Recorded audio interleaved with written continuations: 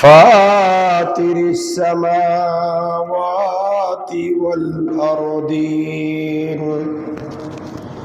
الصلاة والسلام على من كان نبيا وآدم بين الماء والطين وعلى آله وأصحابه أجمعين. أما بعد فقد قال الله عز وجل في شان حبيبه تعظيما له وتوقيرا: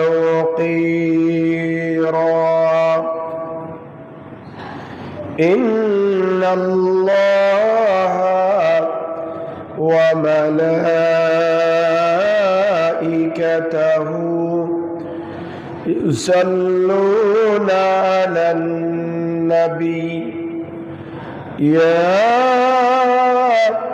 أيها الذين آمنوا صلوا عليه وسلموا تسليما. صلى الله على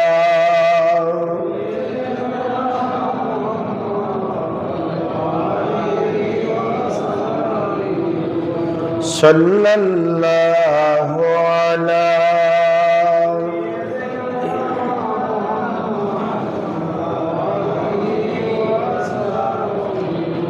صلى الله على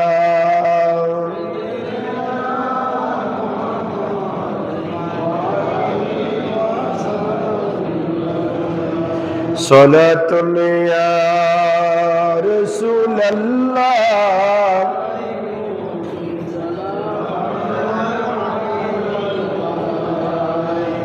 مدینہ مدینہ مومنوں کی گنگنا ہے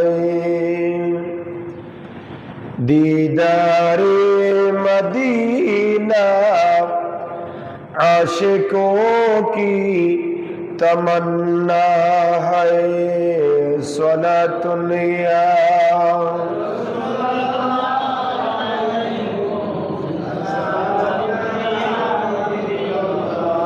مدینے کی خواص سے جنتی بو آتی ہے کھا کے پا کے مدینہ میں نور جنت چمکتی ہے صلاۃ یا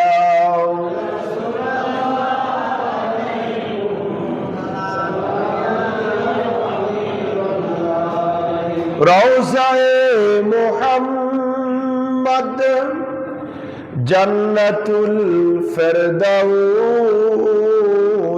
ہے مدینہ محمد جنت المأوى ہے صلاۃ یا سلام یا حبیب اللہ. اعوذ باللہ من الشیطان الرجیم. بسم اللہ الرحمن الرحیم. انا اعطیناک الکوثر. صدق اللہ مولانا العظیم وبلغنا رسوله النبی الامین ونحن على ذلك لمن الشاهدين والشاكرين والحمد لله رب العالمين.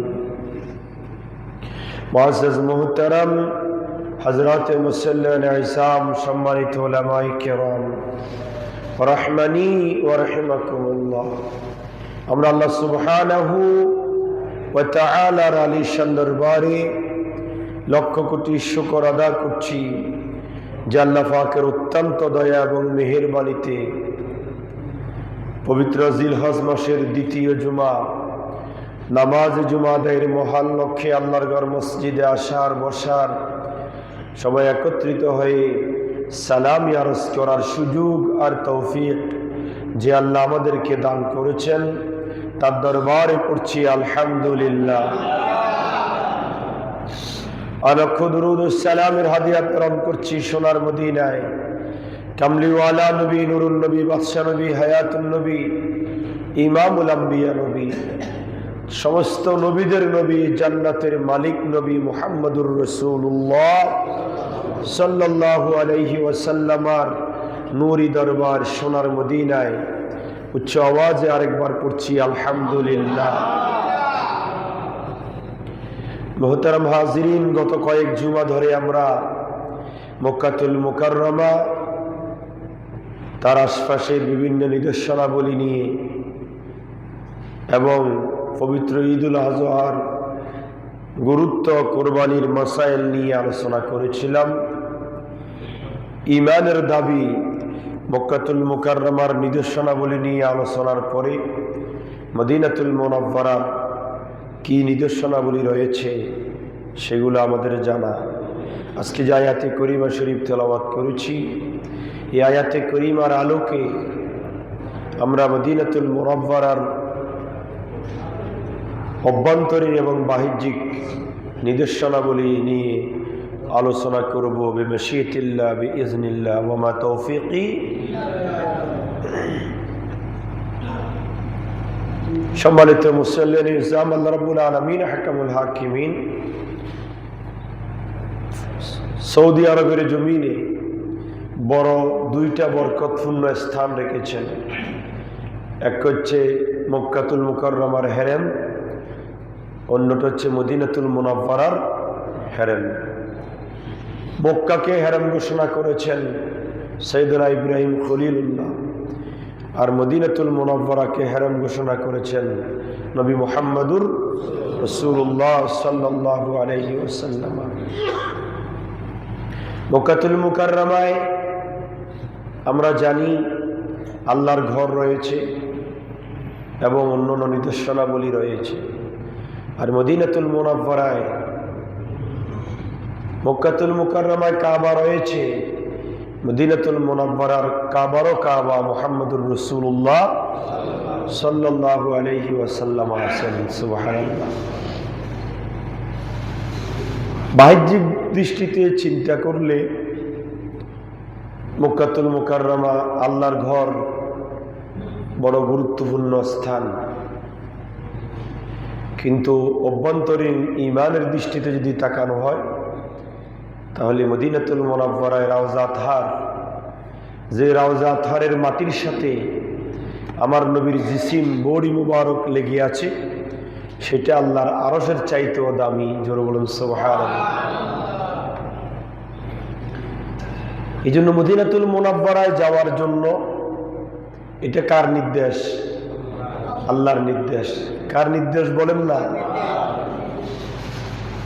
মদিনাতুল মুনাওয়ারায় অবস্থান করছেন আমার আপনার নবী, কিন্তু সেই মদিনাতুল মুনাওয়ারায় যাওয়ার জন্য, মদিনাতুল মুনাওয়ারায় গেলে গুনাহ মাফ হবে, জাহান্নাম হারাম হবে, জান্নাত ওয়াজিব হবে, এই কথা বলেছেন আমার আল্লাহ কোরআনুল কারীমের 4 নম্বর সূরা নিসার 66 নম্বর আয়াতে করিমার মধ্যে আল্লাহ বলেন, ওমা আরসালনা মির রাসূলিন ইল্লা লিইউতাআ বিইজনিল্লাহ ওয়ালাউ আন্নাহুম ইয যালামু আনফুসাহুম জাউকা ফাস্তাগফিরুল্লাহা ওয়াস্তাগফারা লাহুমুর রাসূল লাওয়াজাদুল্লাহা তাওয়াবার রহিমা। জোরে বলুন না সুবহানাল্লাহ। আল্লাহ সুবহানাহু ওয়া তাআলা বলছেন, ওমা আরসালনা মির রাসূলিন ইল্লা লিইউতাআ বিইজনিল্লাহ, এমন কোন রসুল আমি আল্লাহ দুনিয়াতে প্রেরণ করি নাই যে আমি আল্লাহর নির্দেশে তাদের উম্মতেরা রসুলদের অনুসরণ করবে, আনুগত্য করবে। আর ওয়ালাউ আন্নাহুম ইয যালামু আনফুসাহুম জাউকা, আর তোমরা হচ্ছে উম্মতে মুহাম্মাদি। তোমরা শুনে রাখো, তোমরা যদি নিজের নফসের উপর জুলুম করো তাহলে জাবুকা, তোমরা মদিনা শরীফে যাও, আমার নবীর দরবারে যাও। সুবহানাল্লাহ। জুলুম মানে গুনাহ করা, নিজের নফসের উপর জুলুম মানে গুনাহ।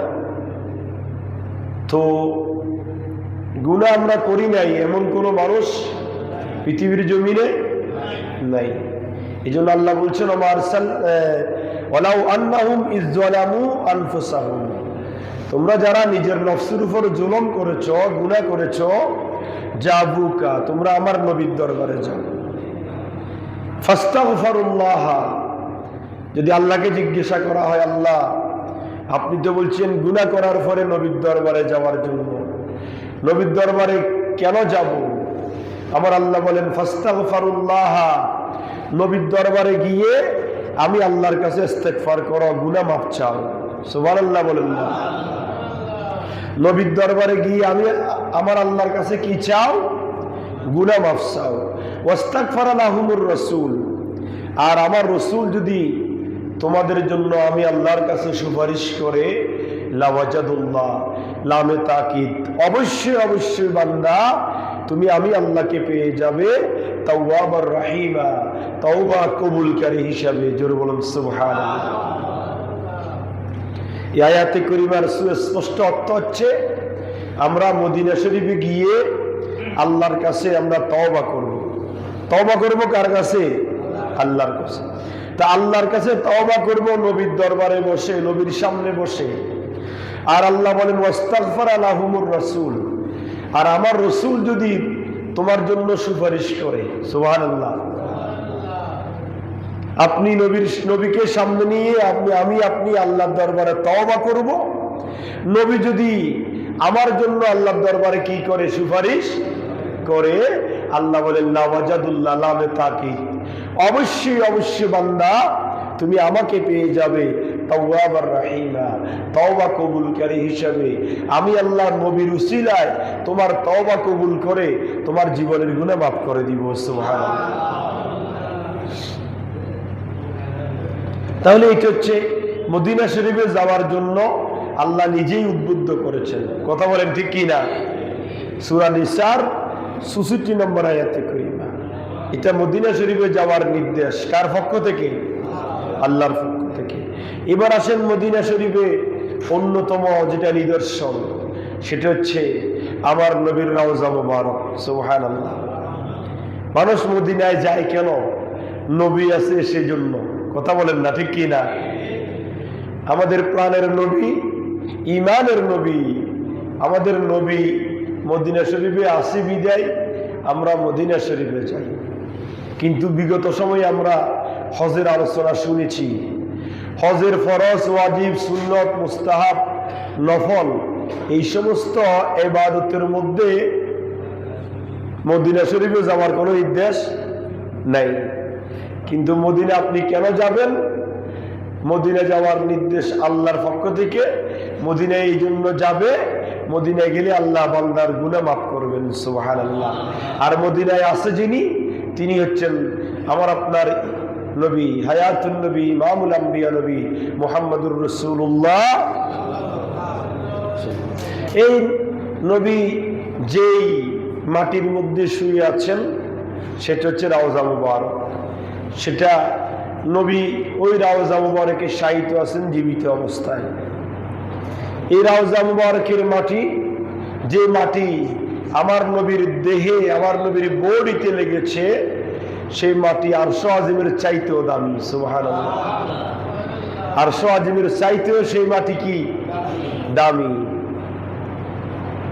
এই রওজা মুবারকের জিয়ারত সম্পর্কে আমার নবী বলেন মান যারা কবরি ওয়াজাবাত লাহু শাফাআতি। উম্মতে আমার, যারা আমি নবীর রওজা মুবারক জিয়ারত করবে তাদের জন্য সুপারিশ করা আমি নবীর উপর ওয়াজিব হয়ে যাবে। সুবহানাল্লাহ। আল্লাহ রাসূল আরো বলেন মান যারানি বাদা ওয়াফাতি, যারা আমি নবীর ইন্তেকালের পরে, ওয়াফাতের পরে যারা আমি নবীর জিয়ারত করবে, ফাকান্নামা যারানি ফি হায়াতি, তারা যেন আমি নবীর জীবদ্দশায়, জীবিত অবস্থায় আমি নবীর সাথে সাক্ষাৎ করলো। সুবহানাল্লাহ। মান সাল্লা ইনদা কবরি ফাসামি'তু, আমার রাসূল বলেন, তুমি সুদূর বাংলার জমিন থেকে, বিশ্বের বিভিন্ন অঞ্চল থেকে তুমি আমি নবীর রওজা মুবারকের সামনে এসে যখন আমি নবীর সামনে যখন দাঁড়াবে, অবস্থান করবে, হ্যাঁ, আমি নবীর সামনে দাঁড়িয়ে যখন আমি নবীর উপর দরুদ শরীফ পাঠ করবে, ফাসামি'তু, আমি নবী তোমার সেই দরুদের আওয়াজ নিজ কানে শুনি। সুবহানাল্লাহ। এবং তার জবাব দিই। সুবহানাল্লাহ বলবেন না? নবীর দরবারে গিয়ে সালামি আরজ করলে সেই সালাম নবী শুনেন এবং জবাব দেন। আর যদি বিশ্বের বিভিন্ন অঞ্চল থেকে আমি নবীর উপর সালাম পৌঁছানো হয় আমি নবীর রওজায়, এমন কিছু ফেরেশতা আছে যারা তোমাদের সালামিগুলা আমি নবীর দরবারে এনে পৌঁছায় দেয়। সুবহানাল্লাহ।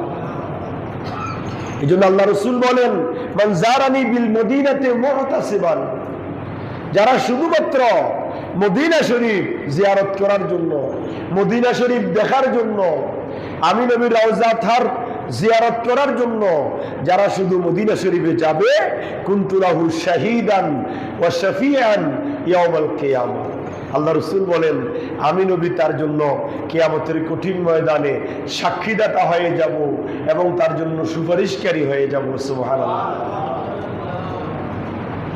শুধু তাই নয়, আমার রাসূল আরো বলেছেন, মান যারানি মুতাআম্মিদান, যে ব্যক্তি ইচ্ছাকৃতভাবে আমি নবীর জিয়ারতে আসবে, মদিনা শরীফে আসবে, কানা ফি জাওয়ারি ইয়াউমাল কিয়ামা, কিয়ামতের ময়দানে সে উম্মত আমার প্রতিবেশী হয়ে যাবে। সুবহানাল্লাহ।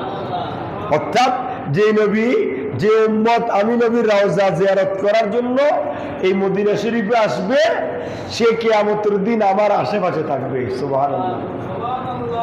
শুধু তাই নয়, মান হাজ্জা ইলা মক্কাতা, আল্লাহ রাসূল বলেন, যে ব্যক্তি মক্কায় হজ করবে, মক্কায় কি করবে?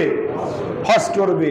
সুম্মা কাসাদানি ফি মসজিদি, কিন্তু আমি নবীর মসজিদে নামাজ পড়ার জন্য, আমি নবীর মসজিদে জিয়ারত করার জন্য, আমি নবীর মসজিদ দেখার জন্য যারা আসবে, কুতিবাত লাহু হুজ্জাতানে মাবরুরাতান, তার আমলনামার মধ্যে 2টি হজ, কবুল হজের সওয়াব তার আমলনামার মধ্যে লেখা হয়ে যাবে। সুবহানাল্লাহ। মক্কা হজ করে একটা সওয়াব পেলেন, মক্কা থেকে মদিনা শরীফ নবীজির জিয়ারতে যাওয়ার কারণে আরেকটা হজের সওয়াব আপনার আমার আমলনামার মধ্যে লেখা হয়ে যাবে। সুবহানাল্লাহ। তাহলে নবীজির জিয়ারতে রওজা মুবারকে যাওয়া, হজের পরে মক্কা থেকে মদিনায় যাওয়া লাভ আছে না নাই? সওয়াব আছে না নাই? শুধু তাই নয়, আল্লাহ রাসূল বলেন, মান জানি যায়রান লা তা'মালুহু হাজাতুহু ইল্লা জিয়ারতি কানা হাক্কান আলা আন আকুনা লাহু শাফিআন ইয়াউমাল কিয়ামা। সুবহানাল্লাহ। আল্লাহ রাসূল বলেন, যারা মক্কায় হজ করার পরে আমি নবীর জিয়ারতে আসবে, তার কোনো উদ্দেশ্য নাই, উদ্দেশ্য একটা, হজ করার পরে আমি নবীকে দেখা দিতে আসবে। সুবহানাল্লাহ। আমি নবীকে কি দিতে আসবে? দেখা দিতে আসবে। আল্লাহ রাসূল বলেন, কানা হাক্কান আলা আন আকুনা লাহু শাফিআন ইয়াউমাল কিয়ামা, ওই উম্মতের আমি নবীর উপর হক, অধিকার, যে কিয়ামতের ময়দানে আমি নবী তার জন্য সুপারিশ করব। সুবহানাল্লাহ। আল্লাহ রাসূলকে যদি জিজ্ঞাসা করা হয়, ইয়া রাসূলুল্লাহ, ইয়া হাবিবাল্লাহ, আপনি তো সুপারিশের অসংখ্য হাদিস বয়ান করেছেন, আপনি কার জন্য সুপারিশ করবেন? তখন আমার রাসূল বলেন, শাফাআতি লি আহলিল কাবাইর মিন উম্মতি। এই হাদিস শরীফটা, শাফাআতি লি আহলিল কাবাইর মিন উম্মতি, এই হাদিস শরীফটা রওজা মুবারকের পাশে সবুজ পেলেতে সোনালী অক্ষরে এখনো লেখা আছে। সুবহানাল্লাহ। قال رسول الله صلى الله عليه وسلم শাফাআতি লিআহলিল কাবাইর মিন উম্মতি।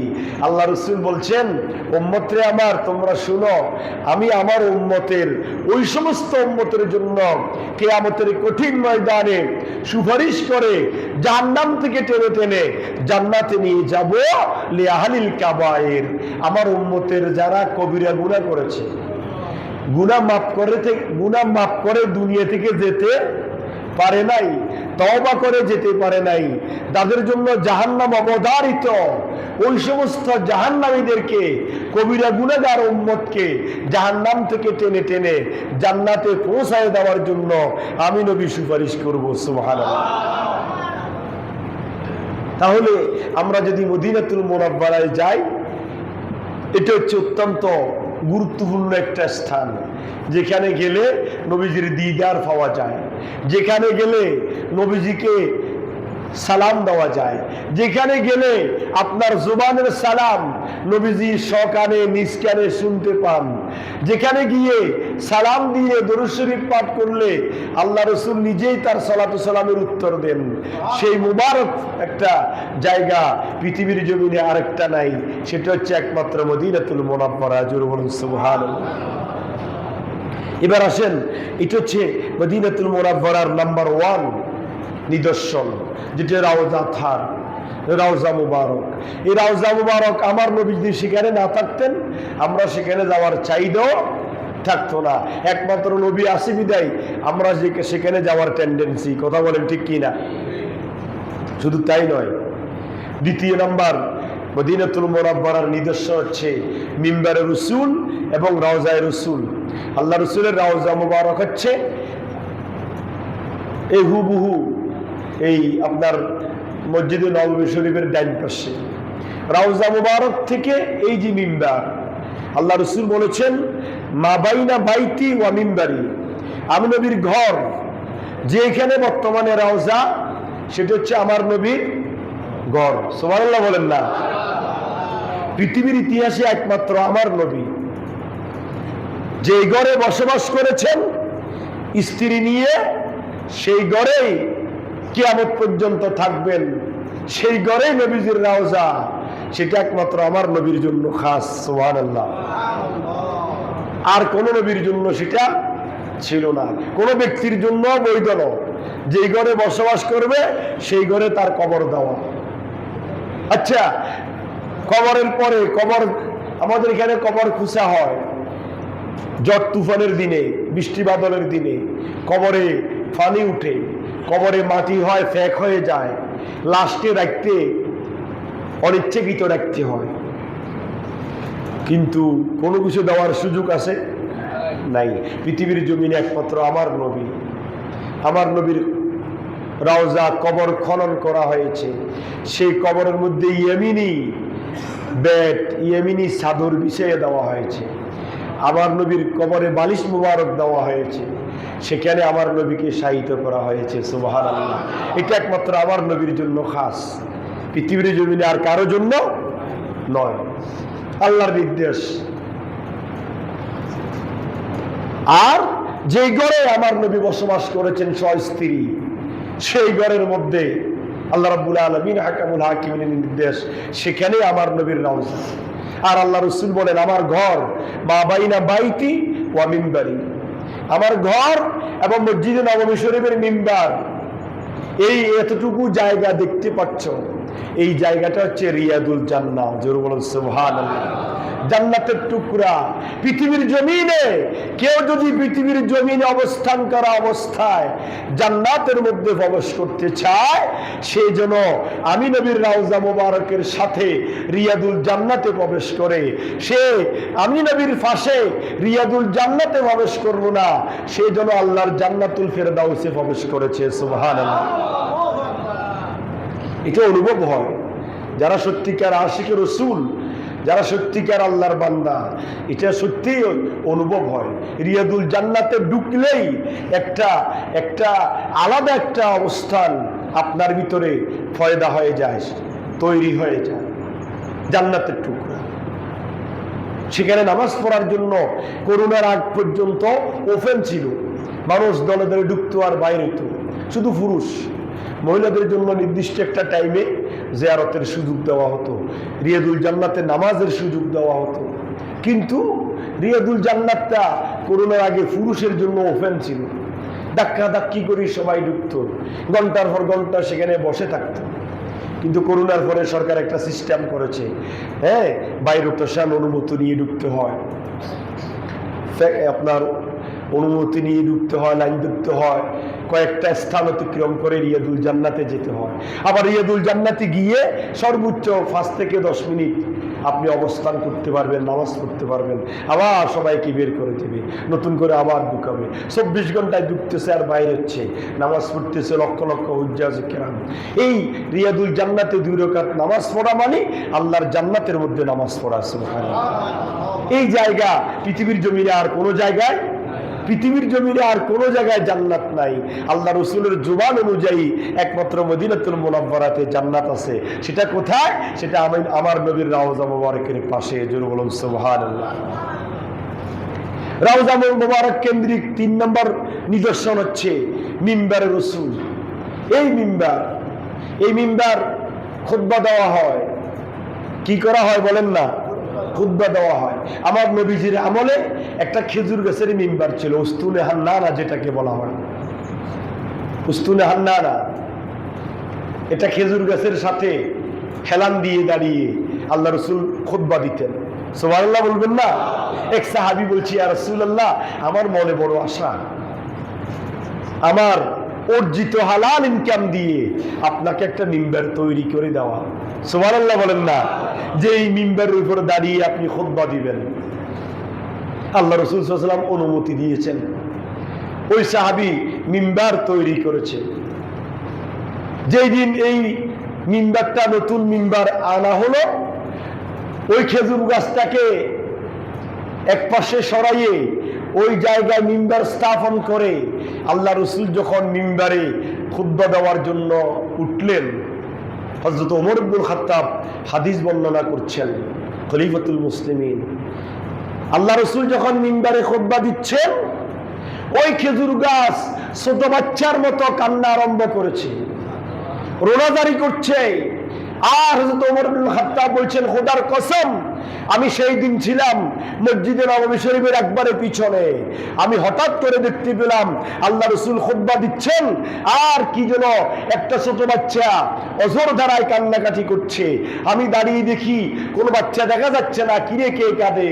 দেখে আল্লাহ রসুল আবার মিম্বার থেকে নেমে গেলেন, ওই খেজুর গাছকে জড়িয়ে ধরলেন এবং তাকে সান্ত্বনা দিয়ে বললেন যে তুমি শান্ত হও, যে আমি তোমাকে ওয়াদা দিলাম যে কিয়ামতের কঠিন ময়দানে মুসিবতের সময় আমি তোমার থেকে যে খেজুর গাছ, তোমার থেকে খেজুর বের হবে, সেই খেজুর আমি আমার উম্মতকে খাওয়াবো, আর তোমাকে আমি সাথে রাখবো। জোরে বলুন সুবহানাল্লাহ।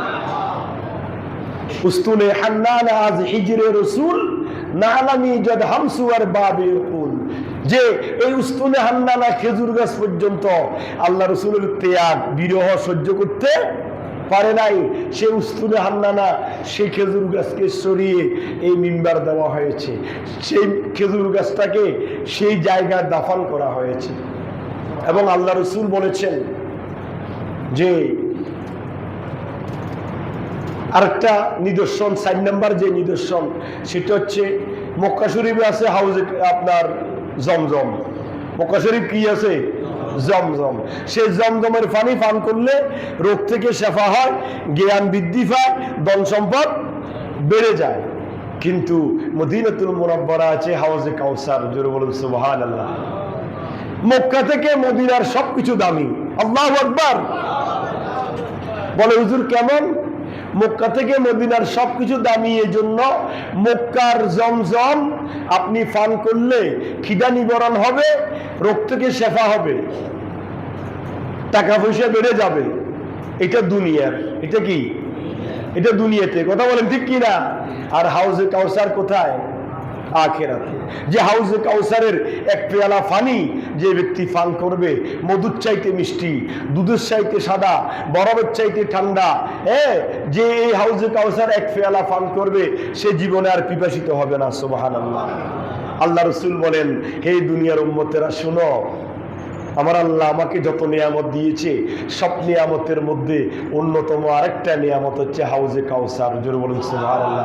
আমার আল্লাহ বলেন, ইন্না আতাইনাকাল কাউসার, নবী আমার আপনাকে কাউসার দান করেছি। সুবহানাল্লাহ।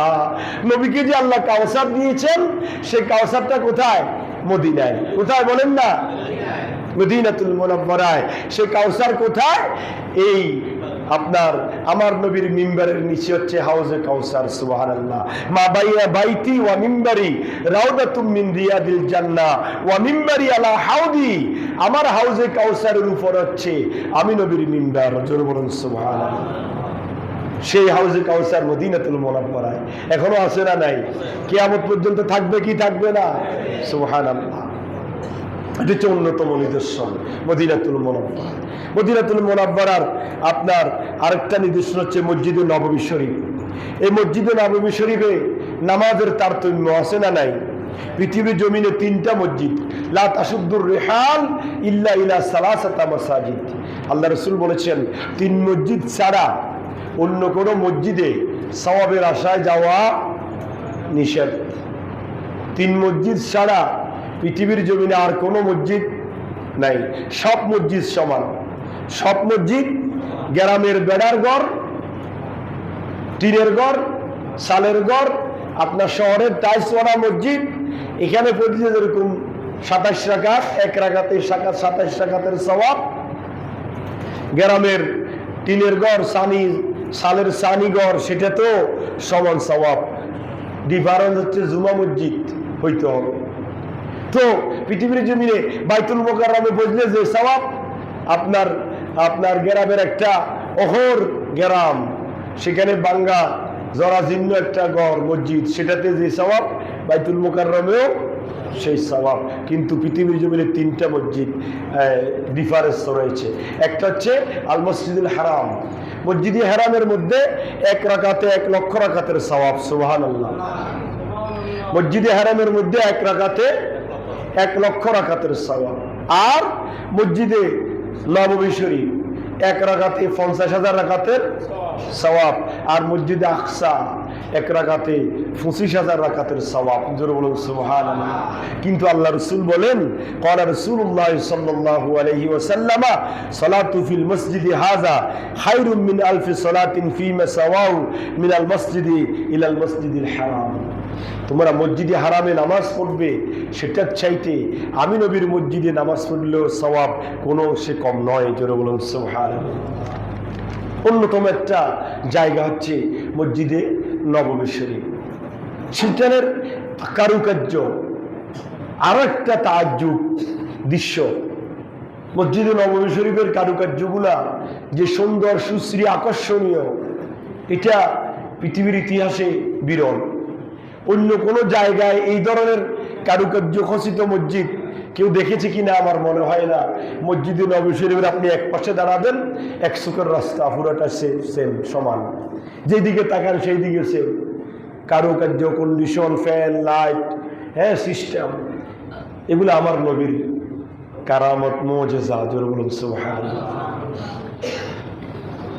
তারপরে এই মসজিদে নববী শরীফের জিয়ারতের ফজিলত, অসংখ্য ফজিলত রয়েছে। সুবহানাল্লাহ বলেন না? আল্লাহ রাসূল ইরশাদ করেছেন, ওয়ালি যায়রিল কবরিল মুস্তাফা সাল্লাল্লাহু আলাইহি ওয়াসাল্লাম 10 কারামাত। নবীজির রওজা মুবারক জিয়ারত করলে 10টা ফজিলত। সুবহানাল্লাহ। কয়টা ফজিলত? 10টা। আল্লাহ রাসূল বলেন, ইউতা আলাল মারাতিব, সর্বোচ্চ সম্মান দেওয়া হবে যে ব্যক্তি নবীজির রওজা মুবারক জিয়ারত করার জন্য যাবে, তাকে আল্লাহ সর্বোচ্চ সম্মানে ভূষিত করবেন। সুবহানাল্লাহ। কিছুক্ষণ আগে তো শুনলেন জিয়ারতের ফজিলত। রওজা মুবারক জিয়ারত করা মানে রাসূলের সাথে সশরীরে কি করা? দেখা করা। আর এখানে আলাদাভাবে আল্লাহ রাসূল বলেছেন, ইউতা আলাল মারাতিব, সর্বোচ্চ সম্মানে ভূষিত করা হবে যে ব্যক্তি রওজা মুবারক জিয়ারত করবে। ইয়াবলুগু আসনাল মাতালিব, সর্বোচ্চ লক্ষ্যে পৌঁছানো হবে যে ব্যক্তি আমি নবীর রওজা মুবারক জিয়ারত করবে, সুবহানাল্লাহ। একজন মানুষের কিছু লক্ষ্যমাত্রা থাকে কি থাকে না? একজন মানুষের বিভিন্ন চাহিদা থাকে, লক্ষ্যমাত্রা থাকে, উদ্দেশ্য থাকে যে আমি এই লক্ষ্যমাত্রায় পৌঁছব। আল্লাহ রসুল বলেন তুমি তোমার উদ্দেশ্যে সফল হওয়ার জন্য অন্যতম হচ্ছে ইয়াবলুগু আসনাল মাতারিব, তুমি আমি নবীর রওজা মুবারক জিয়ারত করো, আল্লাহ তোমাকে সর্বোচ্চ উদ্দেশ্যে তোমাকে আল্লাহ সফল করবেন, সুবহানাল্লাহ। কাদাউল মাআরিফ, আল্লাহ রসুল বলেন যাবতীয় অভাব পূরণ হয়ে যাবে, সুবহানাল্লাহ বলেন না। যে ব্যক্তি রওজা মুবারক জিয়ারত করবে আল্লাহ পাক তার সব অভাব কি করে দিবেন? পূরণ করে দিবেন, সুবহানাল্লাহ বলবেন না। 3 নম্বর হচ্ছে বজলুল মাওয়াহিব, আল্লাহ পাকের অনুগ্রহ সে লাভ করতে পারবে। যে ব্যক্তি রওজা মুবারকের জিয়ারত করবে আল্লাহ পাক তার প্রতি দয়া করেন, অনুগ্রহ করেন। 5 নম্বর হচ্ছে আল আমনু মিনাল মাআতি, বিপদ থেকে মুক্তি লাভ করবে। জটিল কঠিন বিপদ থেকে আল্লাহ পাক তাকে নাজাত দিবেন যে ব্যক্তি রওজা মুবারক জিয়ারত করবে, সুবহানাল্লাহ। 6 নম্বর তাতহিরু মিনাল মাআইব, সমস্ত দোষ ত্রুটি থেকে আল্লাহ তাকে ফুত পবিত্র রাখবেন, সুবহানাল্লাহ। দোষ মানে শরীয়ত বিরোধী দোষ, শরীয়তের দৃষ্টিতে যতগুলো দোষ থাকবে আল্লাহ পাক তাকে সেই দোষ থেকে লাঘব করবেন, মুক্ত রাখবেন, তাকে আল্লাহ দোষ ত্রুটি মুক্ত রাখবেন যে ব্যক্তি নবীজির রওজা মুবারক জিয়ারত করবে, সুবহানাল্লাহ। 7 নম্বর হচ্ছে তাসহিলুল মাসাইব, যে ব্যক্তি রওজা মুবারক জিয়ারত করবে আল্লাহ পাক তাকে জটিল কঠিন রোগ থেকে মুক্তি দিবেন, সুবহানাল্লাহ। জটিল কঠিন রোগ থেকে কি করবেন? মুক্তি দান করবেন। 8 নম্বর হচ্ছে কিফায়াতুন নওয়াইব, দুঃখ কষ্ট থেকে আল্লাহ তাকে পরিত্রাণ করবেন, কোন রকমের দুঃখ কষ্ট তাকে গ্রাস করতে পারবে না যে ব্যক্তি আল্লাহ নবীর রওজা মুবারক জিয়ারত করবে। 9 নম্বর হচ্ছে হুসনুল আওয়াকিব, সর্বোচ্চ এবং উত্তম পরিণতি আল্লাহ ওই বান্দাকে দান করবেন যে বান্দা আল্লাহ নবীর রওজা মুবারকের জিয়ারত করবে। 10 নম্বর হচ্ছে রাহমাতু রাব্বিল মাশারিকিল আরদি ওয়াল মাগারিব, আল্লাহ রসুল বলেন আসমান এবং জমিন দুবয়ের তামাম পৃথিবীর একমাত্র মালিক আল্লাহ রাব্বুল আলামিনের রহমত সে লাভ করতে পারবে, সুবহানাল্লাহ। কেন পারবে না? যে রওজাতে জিয়ারত করতে যাবে তিনি তো রহমাতুল লিল আলামিন, রহমাতুল লিল আলামিনের সাথে সাক্ষাৎ করলে আল্লাহ খুশি হয়ে তাকে রহমত দিয়ে ভরপুর করবেন, সুবহানাল্লাহ। লাভ আছে না নাই? সুতরাং আসুন আমরা আজকে রওজা মুবারকের মদিনাতুল মুনাওয়ারার মসজিদে নববী শরীফের আঙ্গিনায় আমরা বিশেষ করে রওজা মুবারকের চতুর্পাশে কি নিদর্শনাবলী রয়েছে এগুলো নিয়ে আমরা আলোচনা করেছি। রওজা মুবারক জিয়ারতের ফজিলত, গুরুত্ব, মিম্বার এবং রিয়াদুল জান্নাহ, তারপরে আপনার হাউজে কাউসার, তারপরে মসজিদে নববী শরীফ, এই সমস্ত বিষয় নিয়ে আমরা আলোচনা করেছি। আমরা আগামী জুমায় ইনশাআল্লাহ মদিনাতুল মুনাওয়ারার চতুর্পাশে মদিনা কেন্দ্রিক, রওজা মুবারক কেন্দ্রিক যে সমস্ত নিদর্শনাবলী রয়েছে সেই নিদর্শনাবলী নিয়ে আমরা আলোচনা করব। এটা অত্যন্ত বরকতের স্থান। আল্লাহ রসুল আমাদের ঈমান, আমাদের কি বলেন না? আমাদের ঈমান। আল্লাহ রসুলে আমাদের সব কিছু। আল্লাহ রসুলের বদৌলতে আল্লাহ আমাদেরকে সব নিয়ামত দিয়েছে এবং অতি সম্মানিত করেছে। শুধু দুনিয়াতে নয়, কিয়ামতের কঠিন ময়দানেও আল্লাহ সম্মানিত করবেন, সুবহানাল্লাহ বলেন। উম্মতে মুহাম্মাদীকে কেন সবচাইতে পরে দুনিয়াতে পাঠানো হয়েছে?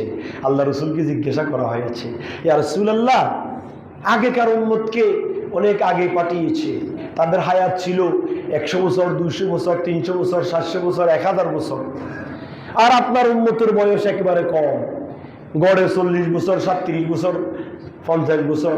আপনার উম্মত কেউ আছে 60 বছর, 70 বছর, সর্বোচ্চ 80 বছর, 90 বছর। কারণটা কি? এবং আপনার উম্মতকে সবার শেষে কেন পাঠানো হয়েছে? প্রশ্ন কয়টা? বলেন না কয়টা? আপনার উম্মতকে সব উম্মতের পরে কেন পাঠানো হলো?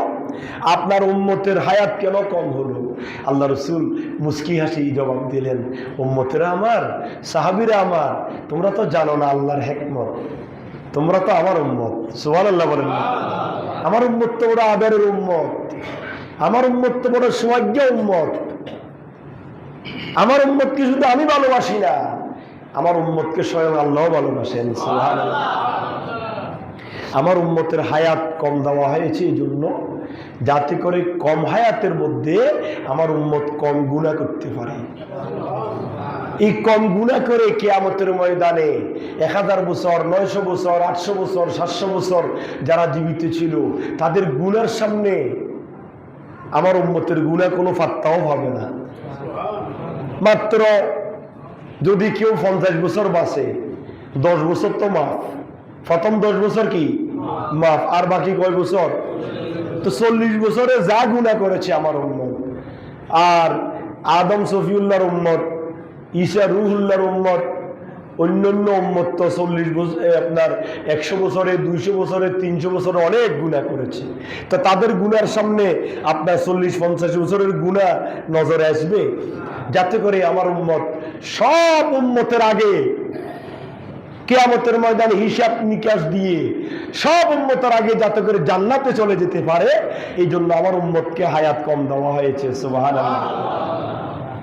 আল্লাহ রাসূল তো এটাও বলেছেন যে কিয়ামতের ময়দানে হিসাব নিকাশের পরে জান্নাত আমি নবী ইন্ট্রোডাকশন করব, উদ্বোধন করব। সুবহানাল্লাহ। আমার উম্মত দিয়েই জান্নাত উদ্বোধন হবে। সুবহানাল্লাহ। আপনারা খুশি না নাকি বেজার? উম্মতে মুহাম্মাদি দিয়ে জান্নাত উদ্বোধন হবে।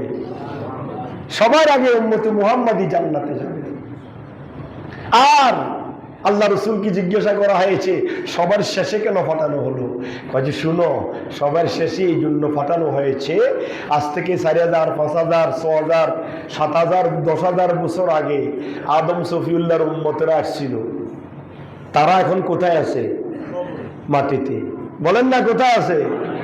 আমার উম্মতকে সবার শেষে ফাটানো হয়েছে এই জন্য, যাতে করে আমার উম্মত কবরে কম সময় থাকতে হয়। এই জন্য আমার উম্মতকে সব উম্মতের পরে ফাটানো হয়েছে। সুবহানাল্লাহ। উম্মতে মুহাম্মাদীকে আল্লাহ ভালোবাসে। সুতরাং আসুন সেই নবীর জিয়ারত চেষ্টা করবেন সবাই। টাকা পয়সা এদিক সেদিক বিভিন্ন জায়গায় উড়ে না দিয়ে আল্লাহ রসুলের জিয়ারতে যাবেন, মক্কাতুল মুকাররমায় যাবেন, আল্লাহ পাকের দরবারে, নবীজির দরবারে উপস্থিত হবেন। আল্লাহ রসুল বলছে, তুমি বাংলার জমিন থেকে যদি মনসুরাবাদ মসজিদে দাঁড়িয়ে সালাম দাও, সেই সালাম একদল ফেরেশতা আছে, তারা নিয়ে আমি নবীর কাছে পৌঁছাই দেয়। সুবহানাল্লাহ। আর যদি তুমি মনসুরাবাদ থেকে এসে আমি নবীর সামনে দাঁড়িয়ে আমি নবীকে সালাম দাও, আমি নবী তোমার জবানের সে সালাম নিজ কানে শুনি এবং আমি নবী জবাব দিই। সুবহানাল্লাহ। উত্তম না অদম? আল্লাহ রসুলকে আপনি সালাম দিবেন, আপনি ভাই বলতে আসসালামু আলাইকুম, ওয়ালাইকুম সালাম, তো কেন আছো? ভালো আছি। এটাতে মনে একটা তৃপ্তি আছে না নাই? আপনি আল্লাহ রসুলকে বললেন, ইয়া রাসূলুল্লাহ সালাতু আলাইকা সাইয়্যিদি ইয়া রাসূলুল্লাহ। আল্লাহ রসুলকে সালাম দিলেন, আপনি সাথে সাথে তার জবাব আল্লাহ রসুল বলেন, আমি নিষ্কারে শুনে তোমার সালামের কি দিই? জবাব দিই। হয়তো আমাদের কাছে এতটুকু এবিলিটি, যোগ্যতা নাই বিধায় আমরা শুনি না আল্লাহ রসুলের সালাম। কিন্তু এমন এমন এমন এমন উম্মত আছে, তারা আল্লাহ রসুলের সালাম নিষ্কানে শুনেছে। সুবহানাল্লাহ। যারা আল্লাহর ওলি, যারা আল্লাহর বুজুর্গ, যারা নবীজির কে হায়াতে জিন্দিগিকে কত হাজার বার দেখেছে তার কোনো ইয়ত্তা নাই। হ্যাঁ, কিভাবে দেখেছে? স্বপ্নযোগে। সুবহানাল্লাহ বলেন না? আল্লাহ রসুল বলেন, কেউ যদি স্বপ্নযোগে আমাকে দেখে, সত্যিই আমাকে দেখেছে। আল্লাহু আকবার।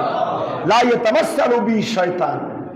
শয়তান সব পারে, মনে রাখবেন, শয়তান সব পারে। এটা আল্লাহ শয়তানকে অর্ডার দিয়েছেন।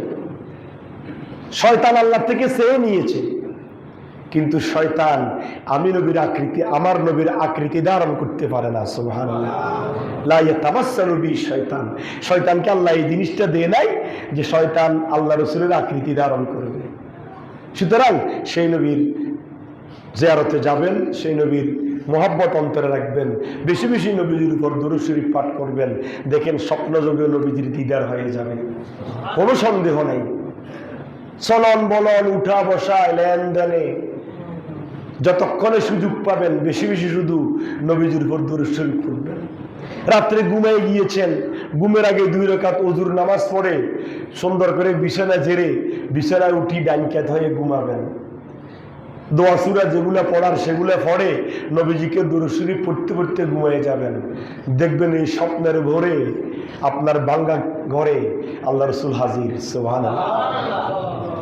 আপনি আল্লাহ রাসূলকে দেখার পরে যদি সন্দেহ করেন তাহলে ঈমান চলে যাবে। কারণ আল্লাহ রাসূল বলছে শয়তান আমার আকৃতি ধারণ করতে, আল্লাহ শয়তানকে সব যোগ্যতা দিয়েছে, আমি নবীর আকৃতি ধারণ করার যোগ্যতা দেয় নাই। যে ব্যক্তি মানরানি feel Manam ফাসাইরানি feel ইয়াকজাতে, মানরানি feel Manam ফাকাদ রাআল হক, যে ব্যক্তি আমি নবীকে স্বপ্নে দেখলো সত্যিই আমি নবীকে দেখেছে। আল্লাহু আকবার। আর যে ব্যক্তি স্বপ্ন যোগে আমি নবীকে দেখে ফেলবে তার জন্য চিরতরে জাহান্নাম হারাম হয়ে যাবে। সুবহানাল্লাহ।